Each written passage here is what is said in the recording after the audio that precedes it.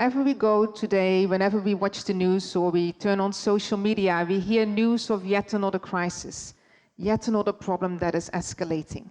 Like recently, the bombings in Syria, in Paris, in Pakistan, in Brussels, in Kenya, in Turkey, just to name a few. Our climate systems are changing. Global warming is now a reality. 2015 was the hottest year on record. And yet are we alarmed? Climate change may soon become the biggest threat to the survival of our species. In just over 40 years, we managed to reduce the biodiversity of our species by 50%. And if we're looking at how are we sharing and distributing wealth on our planet, an Oxfam study of last year showed that 1% of the world population in this year is owning as much as 99% of the world population combined. So surely something is really going on. But yet, are we alarmed? Are we awake truly to what is happening? Or are we like the famous frog in warm water? And the story goes that if you put a frog in warm water and you start slowly heating that warm water, the frog is not going to jump out of the water to save its life. It's going to stay there until it collapses and it dies. So what are we doing? We are warming our world. Are we awake to what is going on? So when I look at all of these issues and I look at all of these problems, I ask myself, underlying all of this, what's really the fundamental cause of all of this? And could it have something to do with love? Now, what would happen if love, our real care for each other, and our care for our planet would be our guiding principle? It would be our governing systems. It would be our institutional design. And I ask myself, is there a country in this world where this is being applied in this way? And I found the Kingdom of Bhutan. Now, in the Kingdom of Bhutan, 77,000 inhabitants. Interestingly, the Kingdom of Bhutan is carbon neutral and has made a commitment to remain carbon neutral. And the way that it measures its development and the progress of its people is by a gross national happiness index, which it's implemented since 1972 on the basis of its ancient Buddhist values and a deep vision of love. So it showed me that it is possible. And interestingly, its sustainable development policies and practices are integral to its philosophy and its wisdom and its foundation of love. So when I looked at all of this combined, I asked myself then, is there another way that we need to look at the problem? Are these isolated issues truly, or what is the underlying pattern? Because I have found very often, if I have the right understanding of a problem, the solution is right there in the problem. So this got me to search deeper and to ask myself, if love and the lack of love and the lack of care is really the underlying pattern, is the underlying problem, then how can love provide a solution for our world in crisis? And in order to answer that question and explore that together with you here this morning, I'd like to share with you first what really happens to our state of mind and to our consciousness when we go through great fear and shock and pain. And the way I'm going to share that with you is by the example of this piece of paper. Now let us just imagine for a minute that this piece of paper right now represents our mind and it represents our consciousness. So when we're all relaxed and we feel open, nothing gets stuck in here. Our vision is clear, our relationships are clear. Now you may all recall a time when you feel frightened and you feel in pain and you feel in conflict, even just like my body. As I'm recalling that time, I'm tensing up, right? Just like this piece of paper. We're tensing up. And there's a natural impulse in us. It's understandable that when we are confronted with that pain and fear, we want to disconnect. We want to close. We want to contract to protect ourselves. The problem is, if we stay in this state for too long and we don't realize it was an impulse to respond that way, and it becomes our status quo. Now, when I see our world, this is what I see. And the problem is when we're in this contracted state of mind and consciousness, our emotions get stuck in here. It's like our memories, it's like frozen time. Traumas, frozen time, get stuck in these little wrinkles. We all become internally divided. And we cannot see anymore. Is that in reality? We are one humanity. We're all made of the same stuff. We're made of the same energy. And yet when we're in this contracted state, living in our own little problems, in our own little corners, in our own little worlds, we don't see that. We don't experience that. So there's not just the impulse in us in the face of danger and pain to close and to contract. There's another impulse as well that is essential for the sustainability of life, and I believe this is the stronger impulse. And that is the impulse to open up again, to reach in and to reach out, and to connect and to expand our minds and to expand our hearts. So I ask myself then, if that is the stronger impulse in life, yet our world is in this state, what is it that we can do? What metaphor could I also share with all of you as my TEDx idea to help change the world that can make love really concrete, something that we can all apply? And I'd like to share that with you now by the following metaphor, and it's the metaphor of the vector.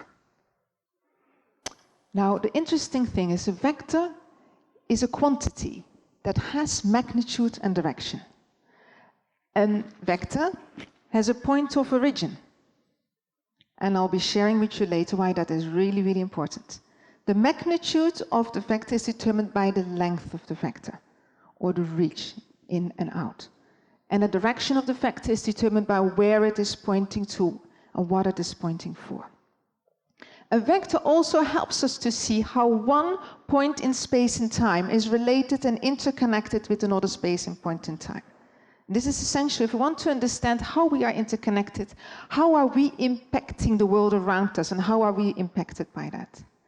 So when we apply now the metaphor of the vector and the understanding of what it represents with the power of love, which is really also the power to understand what truly matters in life, how to build bridges where we are divided, how to stand for something that is essential in all of us. It gave rise for me to 3 essential questions. And it's those 3 essential questions that I'd like to share with you this morning as a practice and an application now, how we can combine the vector metaphor and the power of love as a vector of love. And those questions are questions you can ask yourself any time of the day or night, whatever you're doing, whether it's your personal life or your professional life. So let's explore that. The first question that I, as a vector of love, ask myself is, what do I reach from? What is my point of origin? Now, as you're looking at this vector behind me, what are you seeing? Are you seeing the circle, or are you seeing the space? This is really an important question to ask yourself. For me, as a vector of love, I am not letting the circle define my point of origin. I reach from the space where we are unified, the heart of our humanity, that which matters the most, and especially in times of crisis and difficulty. So my point of origin as a vector of love needs to be really, really clear. Because this circle, just like I shared with you earlier about what happens when we go through the state of contraction, this circle will grow sometimes nicely relaxed, and other times it contracts. And if I let my reach and my stand in life and the way that I connect be defined simply by my state of mind or how I experience myself, then I cannot be a bridge for what matters, and I cannot be a bridge for our future, and I cannot be a bridge for love. So this is the first question that I always ask myself. What do I reach from? And then the second question is, how far now can I reach inside and outside myself? This is essential. How far can you reach inside and outside yourself?